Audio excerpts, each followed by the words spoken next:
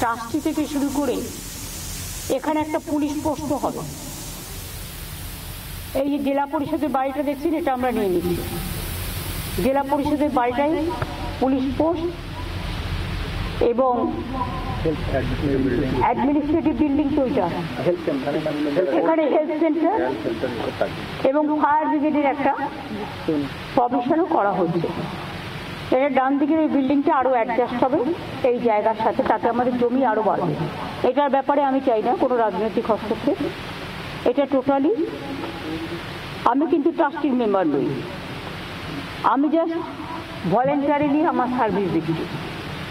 সুতরাং সবটাই ওনারাই করবেন, শুরুটা করে দিয়ে গেলাম। আরও একবার যাবো শ্রেয়সীর কাছে। শ্রেয়সী গঙ্গোপাধ্যায় একেবারে সেই জগন্নাথ ধাম মন্দিরের সামনে থেকেই রয়েছেন। শ্রেয়সী, তোমার পিছনে আমরা দেখতে পাচ্ছি অসাধারণ সুবিশাল সেই জগন্নাথ ধাম মন্দির, যে মন্দির প্রায় শেষের পথে প্রস্তুতির কাজ। একটা কথা অস্বীকার করার জায়গা নেই, এই মন্দির চালু হওয়ার পর দীঘা পর্যটন কেন্দ্র হিসেবে দীঘার গুরুত্ব আকর্ষণ যে অনেক বাড়বে সেটা একেবারে নিশ্চিত। কি বলছেন স্থানীয় বিধায়ক অখিল গিরি বা পূর্ব মেদিনীপুরের প্রশাসনিক কর্তারা সব মিলিয়ে? দেখো, নিশ্চিতভাবে মুখ্যমন্ত্রী তিনি যেটা আজ বললেন যে এক্ষেত্রে এই এতদিন মানুষ দীঘাতে শুধু সমুদ্র দর্শন, সমুদ্র স্নান করতে আসছেন, কিন্তু এই মুহূর্তে এই মন্দির চালুর পরে কিন্তু তারা সেখানে জগন্নাথ দেবের যে বিগ্রহ, সেই বিগ্রহে তারা সেখানে তারা প্রণাম জানাতে পারবেন, সেখানে পুজো দিতে পারবেন এবং সামগ্রিকভাবে এখানে ডালার ব্যবস্থা থাকবে, ডালা করা হবে সেই ডালাতে। তবে তিনি বলছেন যে খাজা নয়, এক্ষেত্রে বাংলার যে মিষ্টি, সেই মিষ্টি দিয়েই কিন্তু মানুষ পুজো দিতে পারবেন। যেরকম গুজিয়া, যেরকম তিনি প্যাড়ার কথা বলছেন, সেইগুলো দিয়েই কিন্তু সেখানে পুজো দেওয়ার ব্যবস্থা করা হবে। ফলে সামগ্রিকভাবে যে একদিকে যেরকম দীঘা মানে যেরকম সমুদ্র সৈকত, যেরকম বাঙালির কাছে জানার জায়গা, ঠিক তেমনই কিন্তু দীঘার সঙ্গে নামের সঙ্গে এই জগন্নাথ ধামও কিন্তু যুক্ত হতে চলেছে 30 এপ্রিলের পর থেকে।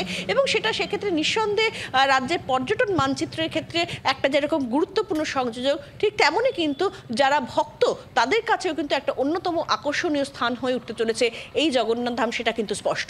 একেবারেই শ্রেয়সী, ধন্যবাদ। আর একই সঙ্গে এবার এই দীঘার জগন্নাথ মন্দির যা আজ পরিদর্শন করার পর, একেবারে খুঁটিয়ে খুঁটিয়ে মন্দিরের বিভিন্ন অংশ পরিদর্শন করার পর মুখ্যমন্ত্রী মমতা বন্দ্যোপাধ্যায়ের যে বক্তব্য, সেখানে শুভেন্দু অধিকারীর কটাক্ষকে একেবারে আমলই দেননি আজ মুখ্যমন্ত্রী মমতা বন্দ্যোপাধ্যায়। সরকারের টাকায় ধর্মীয় স্থান হয় না, দীঘা জগন্নাথ মন্দির আসলে সাংস্কৃতিক কেন্দ্র খোঁচা দিয়েছেন বিরোধী দলনেতা। ভালো জিনিসে কে কি বলল কিছু যায় আসে না, দীঘায় মন্তব্য মমতা বন্দ্যোপাধ্যায়ের। প্রথমে আপনাদের শোনাবো বিরোধী দলনেতা শুভেন্দু অধিকারী ঠিক কি বলেছেন।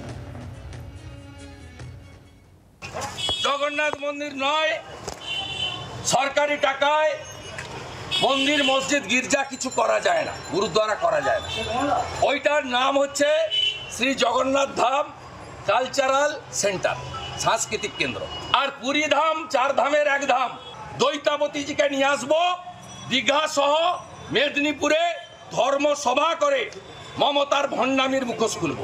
আর ওটা মন্দির নয়, ওটা কালচারাল সেন্টার, সরকারি টাকায়। মুখ্যমন্ত্রী মমতা বন্দ্যোপাধ্যায় এই কটাক্ষ, শুভেন্দু অধিকারীর এই আক্রমণের কি জবাব দিয়েছেন শোনাবো। প্লিজ দেখুন, ভালো জিনিসে কে কি বললো কিছু যায় আসে না, ভালো জিনিসটাকে ভালোভাবে গ্রহণ করতে হবে।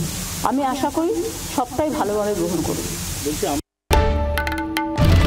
বাংলার আওয়াজ, বাঙালির আবেগ, জি 24 ঘন্টা।